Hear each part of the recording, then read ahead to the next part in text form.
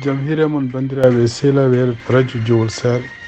hande ko ñalawma dimanche ɗiɗi lewru mars hitande ujunnaji ɓe nogas e nayyi kabaruji mon e ɗemgal Pulaar titruji meɗen ɓurɗi mawnude ko toon to États-Unis guidoɗen no ma en jaa toon to Washington ƴeewen ko cour suprême mo États-Unis ñalawma altinima addu décision ko fati Donald Trump anda ko noon ɗum ɗon taw fayi koye Colorado ɗum noon siftinde toon Colorado cour mabɓe suprême no wino Donald Trump wonta e lissuji oɗon état habaruji meɗen international mano en toon to Gaza ɗum noon kadi ma en ƴeew kono kanko Kamala Harris vice président to États-Unis holko haali ko fate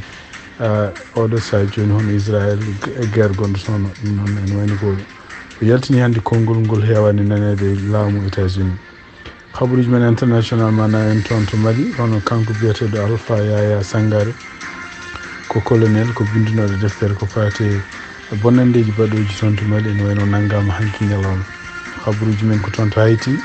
bandiji janino toon e kasoji wani kene wiye ujunnaji nayyi neɗɗo soknoɓe ɓe jaltindoki ɗum noon e leydi woni koye hannde koye couvre feu ma en ciftorno ma en dutto kadi nanodiral gongal hakkude Hayti e Kenya ɗum noon ko Kenya woni wanno fonno noddu toon kano no ujunere policier ji ƴeewen ngal ɗon nandiri holto yawata habaruji men international cakkitortoɗen ko jokkodirde Mamadou Samba Diallo noon ko joɗiniɗen to Sélibaɓe rokken kadi ko jogini en ko fate coftal balɗe donc ɗum woni titruji men ɓurɗi mawnude oɗo journal ma en gara jotuji muɗum joni joni siftinton tan hannde ko dimanche en ɗiɗi lewru mars hitande ujunnaji ɗiɗi e nogas e nayyi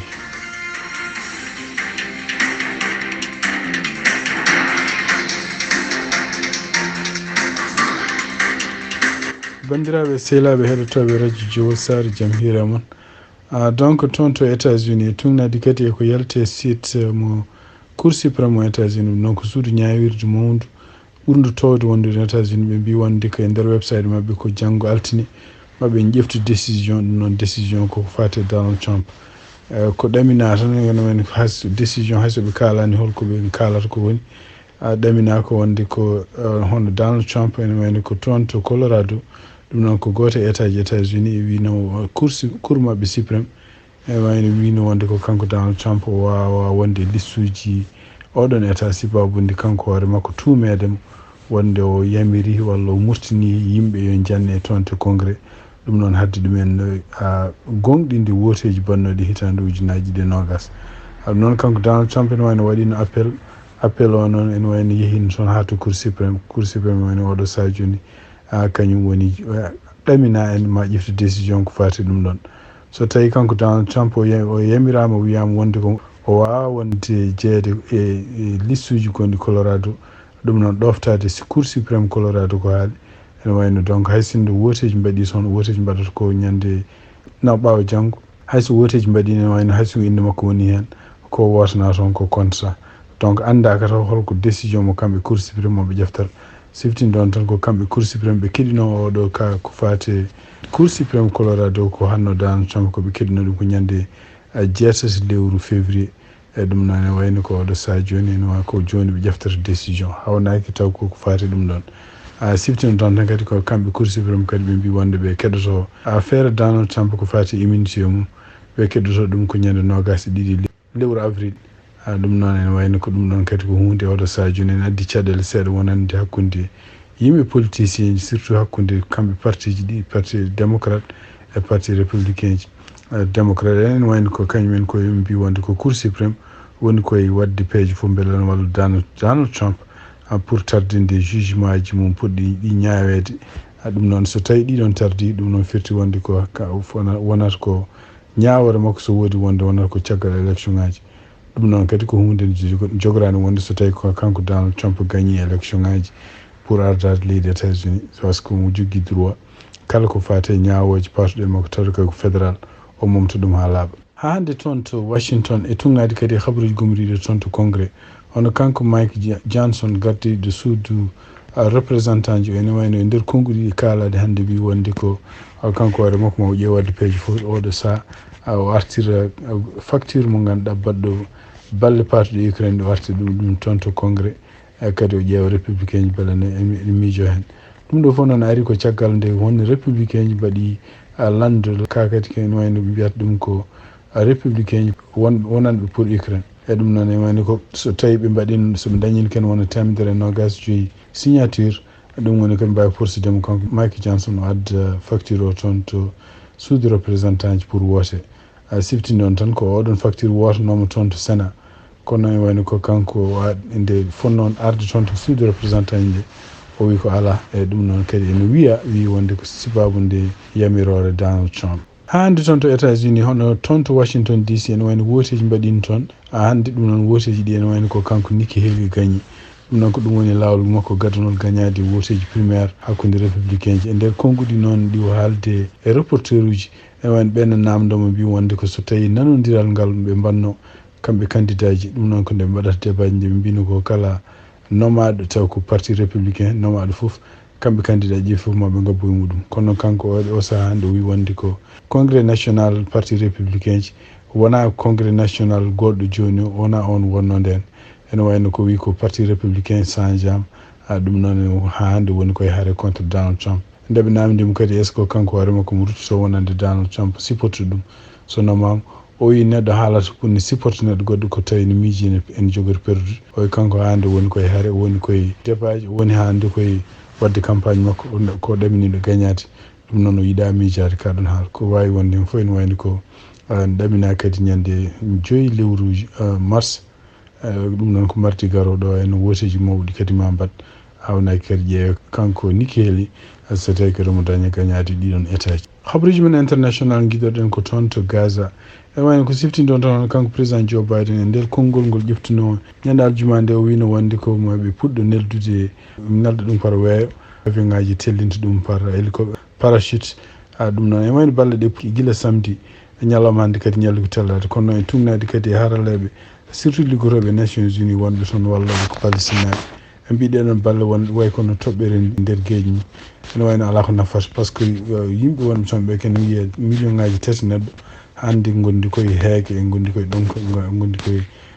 sukaɓe nen puɗɗo mayde sababu nde heege kono ko ɗum waɗi hono kanko Kamala Harris e nder konngol ngol ƴefti hande ɗum noon taw wonno toon to Alabama kadi nawnomo toon ko fedde mo mbiyata dimanche bonɗo ɗum balleɓe heeɓe mbarano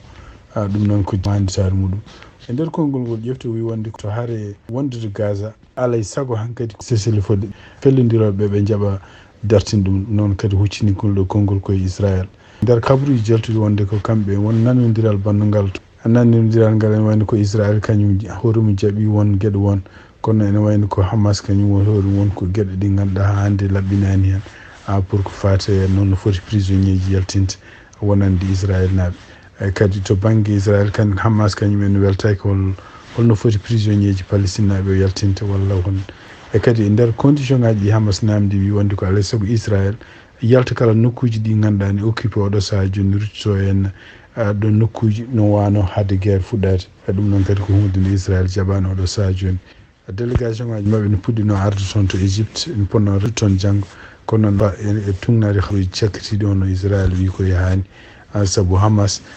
ɗoftaki condition mbaɗa hen ɗi kono ƴeewe oɗo saaha joni ko hol no jogori waade e surtout tan tawde kanko Kamala Harris ko vice président o fuɗɗima ƴeftude ɗiɗo konguɗi wiide ko alay saago ko gonga alay saago Hamas momte toon to Palestine sibabude toñague nde waddi Israël kono noon harande no wayi bonde hande ni e surtout yenno bonandeji ɗin mbayi hewde ni e kadi population ngaji ɗin mbayi tampude ni alay saago ko haare darto ko yacci ɗum ɗon noon ene ɗamina hawnaki Israël ma heeɗo tawde ene tuuma wonde ko kala ko Israël waɗata toon ko sibabunde doole ɗe Amérique rokki ɗum andaka noon holno jogori waade ɗum o haali ɗum ko hande kanko Kamala Harris. Habaruji men international hande toon to Mali on e tugnadi kadi e Radio France International ko haali hono kanko biyeteɗo colonel Alpha Yaya Sangare ene wayno nanggama ñande samedi nde ɗum noon nangga ko toon to galle makko tugnadi kadi noɓe kaaliɓe mbi wende o nangga ko taw waɗaka mandat d'arrêt e caggal nde ɗum ɗon yalti wonde o nanggama sans mandat d'arrêt ene wayno ko e texte uji yimɓe joguiɓe konngol toon to armé mbi wonde ko colonel o Alpha Yaya Sangare ko militaire donc militaire ne wawi nanguira tuuma ma sohlani mandat d'arrêt ɗum noon ko tuuma ko nanguira henne ko windino deftere kanko noon wonno wadde koye doctorat makko e nder deftere nde o windini noon deftere nde titre muɗum ko Mali défi du terrorisme en Afrique ɗum noon ko kanko haalno ɗum nde o haali ɗum nde noon ene wayno ko o haali hen won gueɗe won militaire uji mali holno mbaɗirta surtout henno holno lebtirta won terroriste uji won gueɗe ɗe mbaɗata toon ko gueɗe ɗe ngannduɗa lundiɗe e haqqinne maade ɗum noon ene wayno ko wi hen ko guila hitande ujunnaji 2016 ono force uji démocratique de défense de sécurité ene wayno no mbaɗa gueɗe toon gueɗe ɗe ngannduɗa ene nefniɗe contre yimɓe ɓe ngannduɗa ɓe takki ɓe mbi wonde ko kañumen koyemin jeeya koye groupe pelde waɗ boniyankoɓe wawi wonde fof ene wayno ko kanko hoore makko e nder avocat ji makko kaali ɓe mbi wonde ko kanko o ala ko haali e ko fate henna armée Mali haydara ɓe mbi donc kala ko sifro hen o sifro tan koko nandi e ko waɗi toon ko kono haalata inde muɗum e nder deftere nde kadi nde haalande ene wayno ko e nder page muɗum kadi won teddina hen ko sehil makko mo ngannduɗa kamɓe mbaɗi formation biyeteɗo colonel Abdoulaye Maïga kañum woni ministre d'état e kadi kañum woni ngu sehil makko no mbiri ni guila formation kono noon tugui nde affaire defte nde yalti nde e kadi nde probléme uji ɓe paami wonde kamɓe gouvernement Mali beltaki hen hono kanko Abdoulaye Maïga ene wayno o natti wonde sehil colonel Alpha Yaya Sangare ko wawi wonde fof ene wayno ko confirmama wonde ko kanko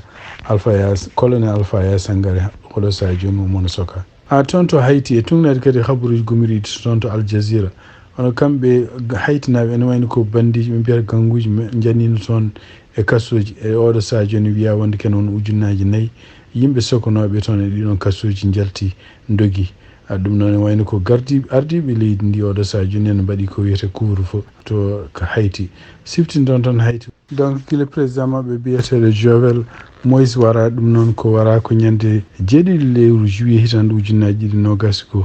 ene wayno ko tugui nden ha oɗo saha joni kamɓe toon to Hayti ɓe ngala gouvernement jooɗiɗo donc jogui ardi laamu ngu tan ko yimɓe ko biyeteɗo premier ministre ɗum waɗi noon nanodiral waɗino hakkude kamɓe Hayti e Kenya walla kam nanodiral waɗino hakkude Kenya e Nations Unies pour Kenya wi ne nelda toon ko wiyete ujunere taw ko neɗɗo dadiɓe mbiyata policier ji toon to Hayti nanodiral ngal noon e wayno ko cour suprême gonɗo toon to Kenya haalino wi ɗum ɗon ko hunde lundide constitution Kenya ko wawi wonde fof ene wayno ko kanko gardiɗo leydi Kenya e gardiɗo leydi e Hayti ene wayno ɓe mbawi no jokkodirde ɗeɗo balɗe ɓe mbawi kadi signinde ngal ɗon nanodiral andaka taw oɗo saha joni so tawi kamɓe militaire uji eɓe jogoriyade holno ɓe jogoriyade kono ko wawi wonde fof ene wayno Hayti kadi tugui oɗo ñalawma hannde ko jibru woni toon saabu no ɓe mbiri ni henno kene wona ujunnaji 4 taw ko yimɓe sokonoɓe wonnoɓe kassoji jalti ɗum noon yaltini ɗumen ko sababude ganguji naate ɗiɗon kassoji jani hen donc jaltini ɓeɗon yimɓe donc ko couvre-feu woni toon oɗo saha joni habaruji men international cakkitortoɗen ko jokkodirde hono Mamadou Samba Diallo goto e joɗiniɓe en toon to Mauritanie gonɗo toon to Seydi Baaɓe ɗum noon rokka en page mo jogui noon ko fate coftal ɓalɗe Mamadou Samba Diallo bisimilla ma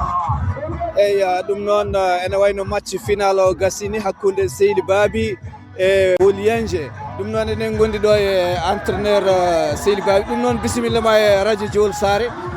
machallah min mbiya Seydi Baaɓe kadi on jogoro jaam e oɗo final bisimilla merci beaucoup ko adi fof mi salmini moon fof inde moon e yettode mum kadi onon joom radio noon jettama on jarama on mbiyama merci beaucoup ndo présenté ɗon ɗo hennam bon ɗum ɗo ko semaine régional noddi guide makko foof e alhamdoulillahi rabbil alamin fuɗɗima e dow jaam enen gasa e dow jaam yo Allah wallu men no jokkotirɗen ɗum e dow jaam inchallah e Seydi Baaɓe woni champion min félicita ce jeune kadi min félicita kadi wuleji naɓe ɓe joui ɓe mbaɗi match mata koko wiyete ko rek football ko ni waɗat fiyaɓe rek waɗa fiiɓe e mbiyama courage à eux et félicitations à Seydi Baaɓe merci Tijane Amadou Kane noon merci Tijane merci noon wonnoon ko entraîneur Seydi Baaɓe ko kamɓe mbawi hawde oɗo match final tawi kadi ganduɗa ɓe kawri koye kippu Wulianje ɓe pi ɗum ko bituji ɗiɗi e ndiga joni joni ma en ƴeew ƴettude entraîneur Wulianje ɗum noon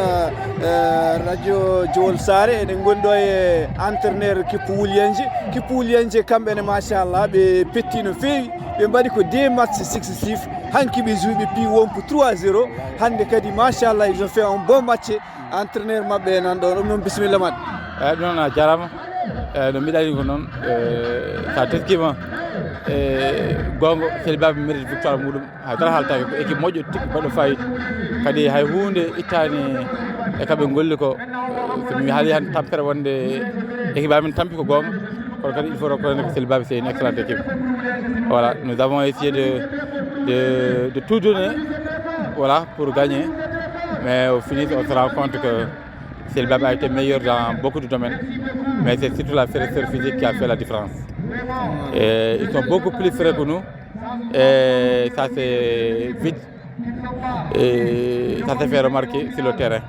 Je pense que la première mi-temps, si on a eu à tenir un bon score de 0-0, ça montre simplement que l'équipe a des niveaux. Maintenant, en deuxième mi-temps, on a vu que ça a un peu coulé, puisque physiquement, ça tenait plus.